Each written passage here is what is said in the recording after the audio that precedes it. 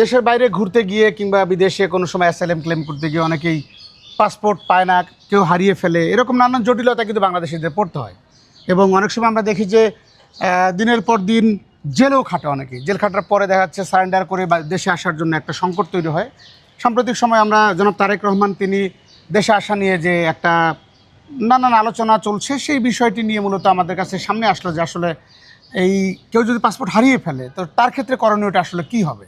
এবং জুলহাস অন্যতম একজন ট্রাভেল ব্লগার এবং জার্নালিস্ট, তার সাথে আমরা আজকে এই বিষয়ে আলোচনা করতে চাই এবং তার কাছে বিস্তর অভিজ্ঞতা রয়েছে এই বিষয়ে। আমরা জানতে চাইবো যে আসলে একজন যদি পাসপোর্ট হারিয়ে ফেলে তার ক্ষেত্রে দেশে আসার কোনো ওয়ে আছে কিনা।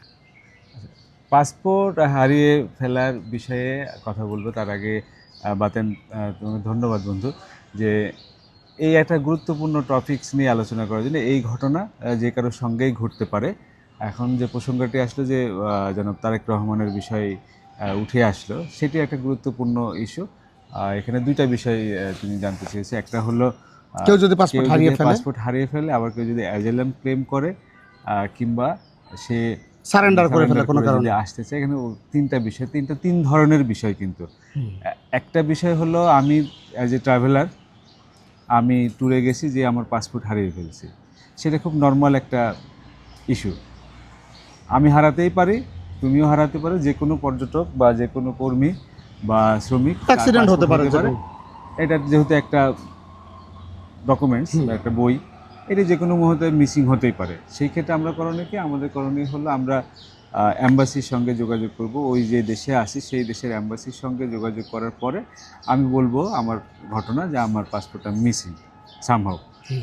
সেটা চুরি হতে পারে, পুড়ে যেতে পারে, নষ্ট হতে পারে বা আমার কাছ থেকে হারিয়ে যেতে পারে। এনিহাউ আমি তখন করব কি, আমি দেশে ফেরার জন্য আবেদন করব। আমার যে টিকিট আছে রিটার্ন, বা আমি যদি দীর্ঘদিন ধরে থাকি কোনো প্রবাসী শ্রমিক বা ওইখানে কেউ দীর্ঘদিন ধরে রয়েছে, সে ফিরতে চায় বৈধভাবে বা অবৈধভাবে, যেভাবেই থাকুক, সে তার বৈধতা প্রমাণ করতে হবে যে সে বাংলাদেশি নাগরিক বা যেই দেশের নাগরিক। যে কোনো দেশের নাগরিকই কিন্তু এই সুবিধা পায়, শুধু বাংলাদেশি বলে না। যে কোনো নাগরিক এক দেশ থেকে আরেক দেশে গেলে সে যখন তার নিজ দেশে ফিরতে চাইবে তখনই তাকে এই ডকুমেন্টসগুলো কিন্তু দিতে হবে।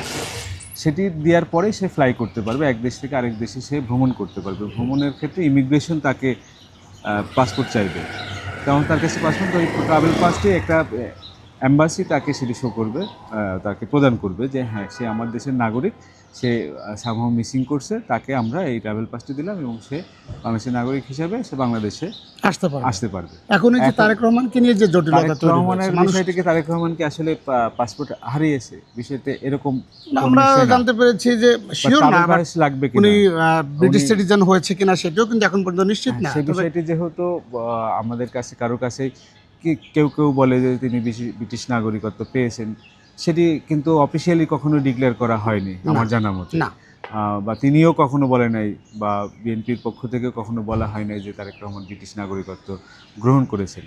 আমরা সম্প্রতি যেটা দেখলাম যে সজীব ওয়াজেদ জয়ের ক্ষেত্রে সে আমেরিকার নাগরিকত্ব গ্রহণ করেছে, এটি কিন্তু ডিক্লেয়ার। সো তার বিষয়টা একরকম আর তারেক রহমানের বিষয়টি আরেক রকম। আজকে এই মুহূর্তে দাঁড়িয়ে এই প্রসঙ্গটি যেহেতু আসছে, যেহেতু সাবেক প্রধানমন্ত্রী বেগম খালেদা জিয়া গুরুতর অসুস্থ অবস্থায় একেবারে মৃত্যুশয্যায় তিনি এভার কেয়ার হসপিটালে ভর্তি রয়েছেন, এবং এই মুহূর্তে তারেক রহমান দেশে ফিরে আসা নিয়ে ব্যাপক আলোচনা চলছে যে তিনি কখন আসছে। কেউ কেউ বলছে যে তিনি যে কোনো মুহূর্তে ফিরতে পারে। এরকম কোনো তথ্য তোমার কাছে আসে কিনা আগে জানি, তারপরে আমরা যতটুকু সবশেষ তথ্য পেয়েছি এখন পর্যন্ত আমরা কংক্রিট বলতে পারছি না, তবে এমিরেটসে তিনি টিকিট করেছেন। ট্রাভেল ডকুমেন্টের জন্য তাকে টিকিট কনফার্মেশন দেখাতে হয়, সেটা আমরা জানতে পেরেছি। যে এমিরেটসে উনি টিকিট বুকিং দিয়েছেন আজকে রাতে। আজকে বুকিং দেওয়া অর্থাৎ তিনি 4 তারিখে রাতের টিকিট বুকিং দিয়েছেন, অতটুকু আমরা। আজকে 2 তারিখ ডিসেম্বরের, 4 তারিখ রাতে ওনার বুকিং একটা আমাদের কাছে আপাতত একটা এরকম রিলায়েবল সোর্স রিলায়েবল হলেও এই তথ্যটি আসলে কতটুকু সত্য সেটি কিন্তু আমরা এখন পর্যন্ত জানি না, তার মানে এই যেহেতু উনি তথ্যটি ব্রিফ করেননি আমরা বিএনপির পক্ষ থেকে না বা কোনো বা ওই এয়ারলাইন্সও কিন্তু এখনো ক্লিয়ার করেনি আমরা কোনো তথ্য কিন্তু না না, না মানে অথেন্টিক এটা বিভিন্ন মাধ্যম দিয়ে শোনা যাচ্ছে। শোনা যাচ্ছে। আমরা তো এর আগেও তুমি আর ভিডিওতেও দেখলাম হ্যাঁ। বা আদার্স অন্যান্য জায়গায় বলা হচ্ছে খালেদা জিয়া আছে কি না, এটা নিয়ে অনেক ধরনের গণমাধ্যম, অতি উৎসাহী গণমাধ্যম অনেক কিছুই নিউজ প্রচার করছে। হ্যাঁ, কিন্তু গুজব যতক্ষণ মিসইনফরমেশন পর্যন্ত ছড়াচ্ছে। একটা দেশের, এখন খালেদা জিয়া কিন্তু দেশের অতি গুরুত্বপূর্ণ একজন ব্যক্তি। রাইট, প্রজ্ঞাপন দিয়ে সেটা প্রজ্ঞাপন যেহেতু দেওয়া হয়েছে, তো সেই শুধু না, আমি অ্যাজ এ জেনারেল পাবলিক আমার কোনো একটা তথ্য দিতে হলে আমার কাছ থেকে অথবা আমার ফ্যামিলি অথবা আমার অফিসিয়াল কোনো একটা জায়গা থেকে কিন্তু দিতে হবে, না হলে আমি অ্যাজ এ গণমাধ্যম কর্মী আমি এই তথ্য বলতে পারি না যতক্ষণ না অথেন্টিক হয়। আমি যদি কোনো ক্রাইম হতো বা কোনো আদার্স কিছু হতো, আমি একটা তথ্য লিক করতাম, সেটা অথেন্টিক হতে হবে এবং সেটা প্রমাণ করতে হবে যে হ্যাঁ তারেক রহমান এই টিকিটটি কেটেছে এমিরেটসে, সেটা অথেন্টিক।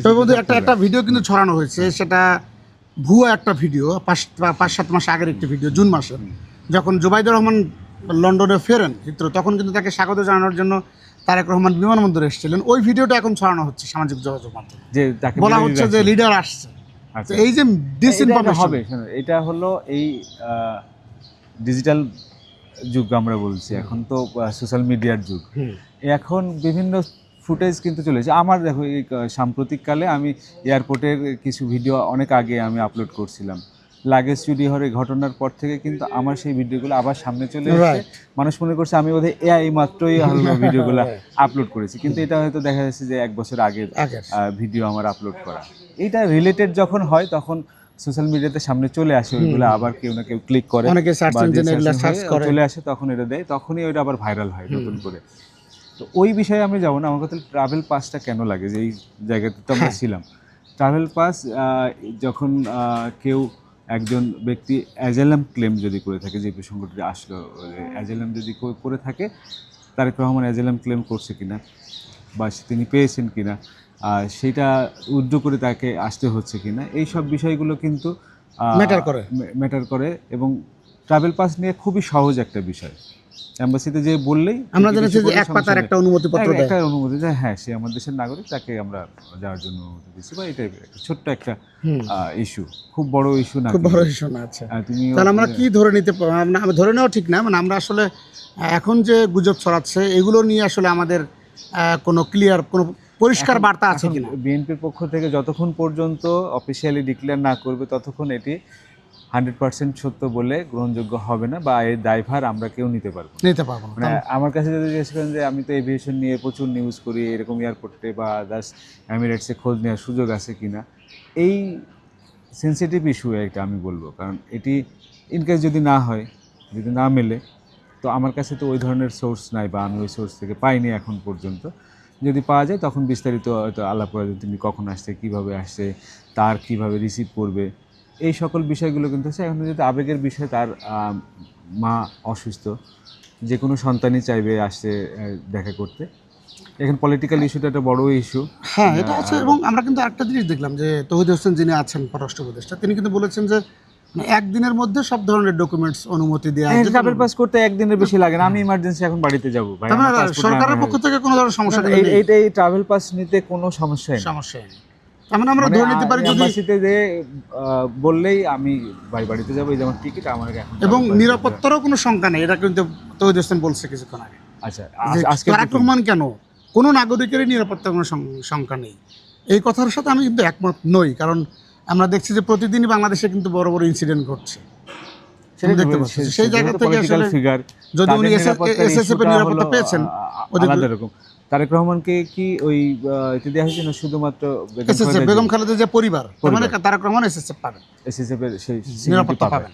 তার মানে একজন এসএসএফ এর সুবিধা কাদেরকে দেওয়া হয়, দর্শক নিশ্চয়ই জানে যে প্রধানমন্ত্রী এবং প্রধানমন্ত্রী পরিবার, বর্তমানে যেহেতু প্রধানমন্ত্রী না, আমাদের প্রধান উপদেষ্টা তিনি এবং রাষ্ট্রপতি, এই দুটি হলো স্পেশাল সিকিউরিটি ফোর্স, যেটা এসএসএফ, তাদের সিকিউরিটি পেয়ে থাকে। সেই জায়গায় অতি গুরুত্বপূর্ণ ব্যক্তি হিসেবে খালেদা জিয়াকে প্রজ্ঞাপন করা হয়েছে, এবং সেটি বাদে শুরু হতে যাচ্ছে বা এসএসএফ পাচ্ছে কিনা। আমরা সিকিউরিটি দেখছি এবার কি, আরে প্রচুর পরিমাণে আমরা দেখেছি যে প্রচুর পরিমাণে পিজিআর লোকজন, প্রেসিডেন্ট কার্ড রেজিমেন্ট, কিছুক্ষণ আগে কিন্তু একটা গাড়ি ঢুকেছে। আচ্ছা, গতকাল রাত থেকে আমরা দেখলাম যে প্রচুর পরিমাণে পুলিশের কিন্তু সমাগম ওখানে আরো আচ্ছা। জোরদার করা হলো, নিরাপত্তা ব্যবস্থা জোরদার করা হলো, ব্যারিকেড দেওয়া হয়েছে।